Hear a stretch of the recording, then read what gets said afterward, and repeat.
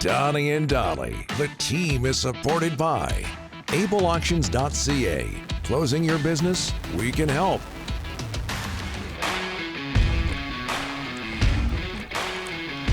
Thursday, and all of our guests today, including Farhan, standing by, brought to you by the Vancouver Giants. The G-Men return to the LEC for a pair of games next weekend when they take on Kamloops and Portland. I was at the Giants game Friday against Saskatoon. Yes, you were. And Cameron Schmidt was so good. Next night I didn't go. He got a hat trick against Moose Jaw. Against the next night. Such a great night of entertainment. Head to VancouverGiants.com to get tickets for those games and the Teddy Bear Toss contest on December 14th against Victoria. Royals losing a couple of games against Kamloops earlier this week. As we bring in Farhan Lalji from TSN. How are you, sir? Good, gents. How are you? Ricky, I'm loving the shirt. I thought that was a Friday thing. No, I got to do it for Ferraro once a month because what Ray wants, Ray gets. You're not doing it for Farhan? Really good words to live by. I wouldn't do it for you, but I'm going to have to do it for Ray because he's a big shot star. Well, happy Ray, happy life. Yeah. Work on that one, Farhan. Hey, your take on the Lions getting eliminated last weekend in Regina, Farhan? Disappointing, but somewhat predictable, right? I mean, You saw how this team trended down the stretch. The Montreal game was a positive that they were able to win with Vernon Adams under center for that last game, but they just weren't able to mask some of the deficiencies going into the playoff game against a really good team in a really difficult environment, right? So I thought Vernon Adams did some good things. He made some mistakes on his interceptions. Obviously, there were, it wasn't all him. I thought the first one was kind of a combination of things. The second one I thought was him forcing it, but, and then the defense couldn't get off the field on second down. So a lot of what we saw during the second half of the season when this team struggled was certainly there for all to see in Regina at Mosaic. Okay, so with all this in mind, and it's a disappointing end of the season, all signs pointed to them being in the Grey Cup. At least that was the goal. What happens before we get to the quarterback situation, because they have to take care of what's happening in the front office first and the head coach. What happens with Rick Campbell? What happens with Neil McAvoy? Yeah, they're going through a process right now where they're trying to make those decisions, right? And Ryan Rigmaiden as well. All three men are under contract, and Ryan's going to attract some interest in around the league for GM openings like he has in Edmonton.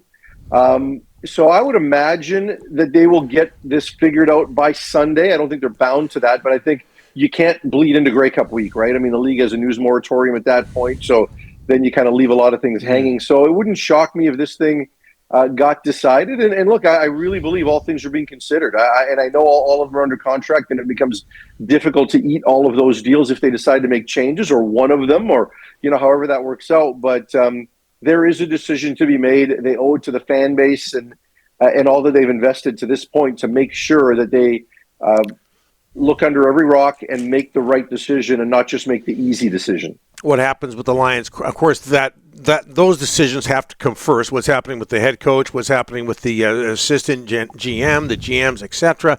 But the quarterback situation. What's your best guess? Vernon Adams, Nathan Rourke.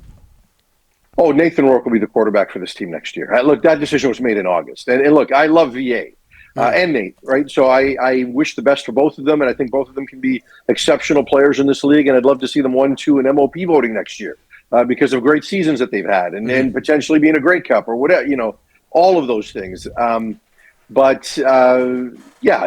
they paid Nathan Rourke, when they decided to sign that contract in August and bring him back, they had made the decision at that time. And I'd said before that if Vernon Adams took this team on a run and got him to a Grey Cup, that might they waver? Maybe, but that didn't happen. And I think that's what it was going to take for them to make that decision. I think Nathan sees that writing on the wall. Vernon as well. You heard what he said after the game and then reiterated that when he met with the media. Nathan, when he met with the media, said, I know I'm going to be here next year. And that's exciting for me, given all the turnover that he's had in the last couple of years. So, yeah, Nathan will be the starting quarterback, and they will trade Vernon Adams at some point, I would imagine, in early December. What is shocking to me about the Lions is they got 30 free agents. Everybody does, Rick. Yeah, but every team does. But it's ridiculous. How do you what's the core?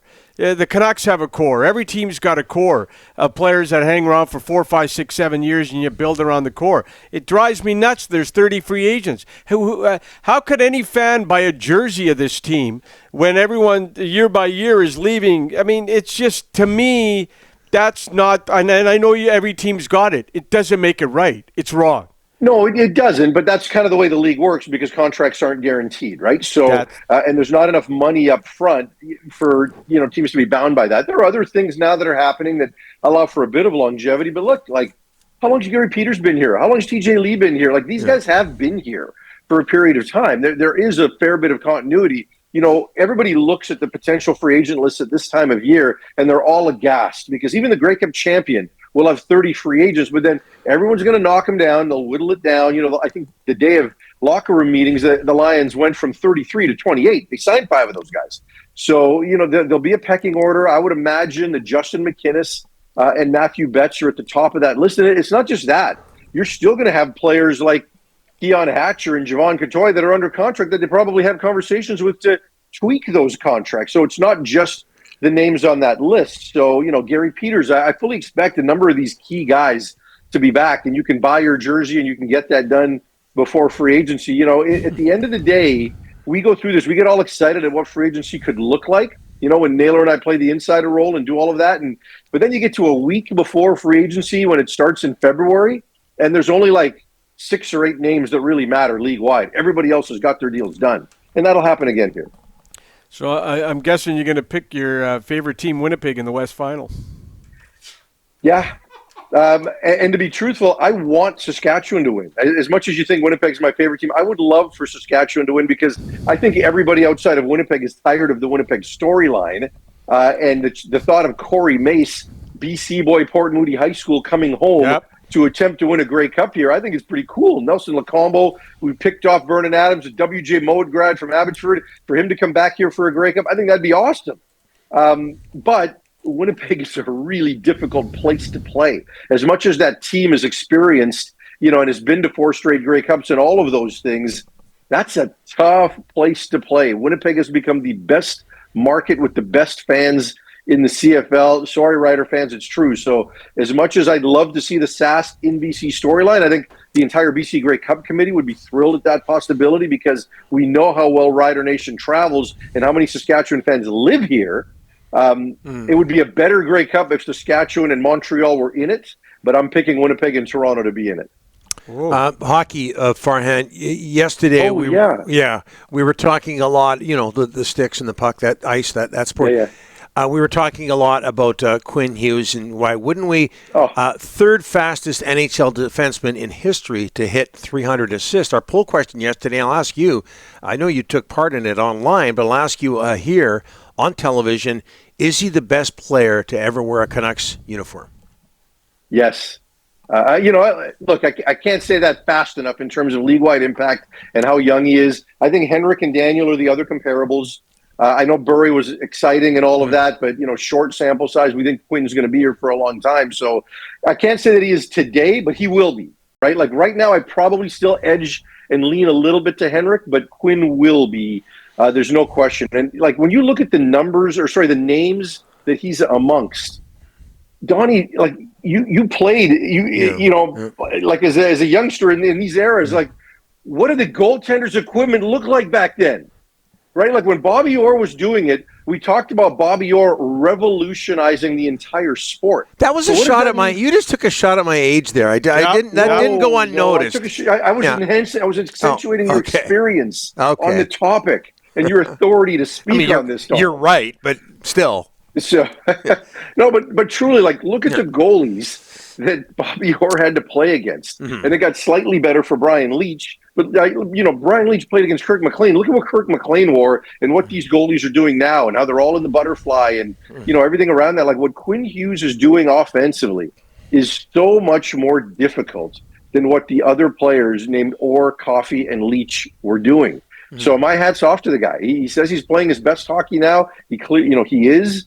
For a team that's not living off crazy shooting percentages like they did at this point last year. So, and the impact he's having at both ends of the ice. What Quinn Hughes is doing right now is nothing short of spectacular. It's unfortunate he couldn't do it in the playoffs last year, but he learned, and I think his next opportunity in the playoffs, he's going to be that level of impact again. What was it like wearing a leather helmet back in your football playing days, Farhan? Do you remember that? You know, I've got a shiny silver chrome helmet I could show you, but I didn't wear it then.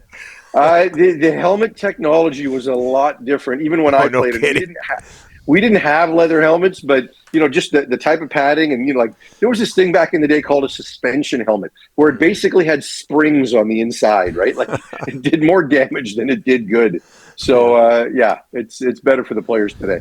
All right, you're still a young man, Farhan. Enjoy it. Thanks for this, my friend. As long as I talk to you, listen, you are my weekly dose of youth. Like I get off the phone, every week I talk to you and I leave the phone thinking I'm younger than I am. So thanks for that, Don. Thanks, Farhan. Next week. See you guys.